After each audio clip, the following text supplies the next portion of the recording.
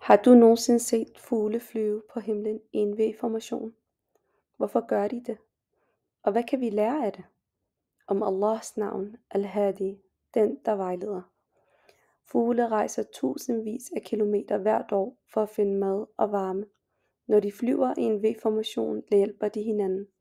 De sparer energi, fordi den forreste fugl bryder vinden.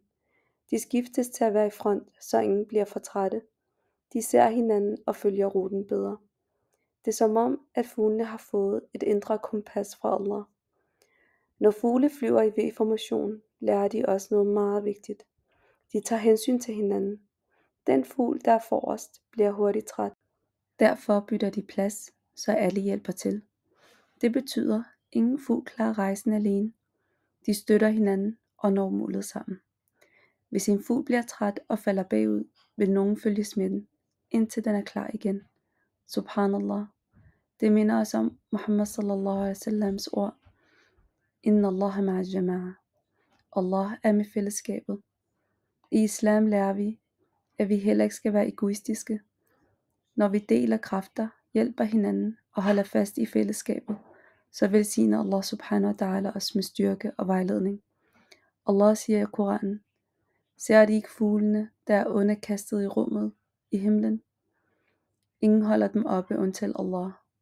I dette er der sandelig tegn for et folk, der tror. Fuglene ved ikke selv, hvordan de skal finde vej.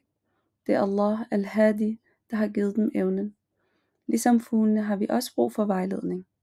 Vores kompas er Al-Quran og profet Muhammad s.a.s. eksempel er sunnah. Hver dag beder vi Allah i surat al-Fatiha. Ihdina as-sirata al-mustaqim. Vejled os den lige vej. Ligesom fuglene ikke kan klare rejsen uden vejledning, kan vi heller ikke finde vej i livet uden Allah. Prøv at tænke.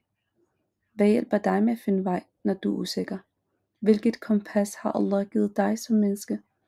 Så næste gang du ser fugle flyve i V-formationen, så husk, at Allah Al-Hadi, den der vejleder alt i naturen, alle hans skabninger, og især vores hjerter.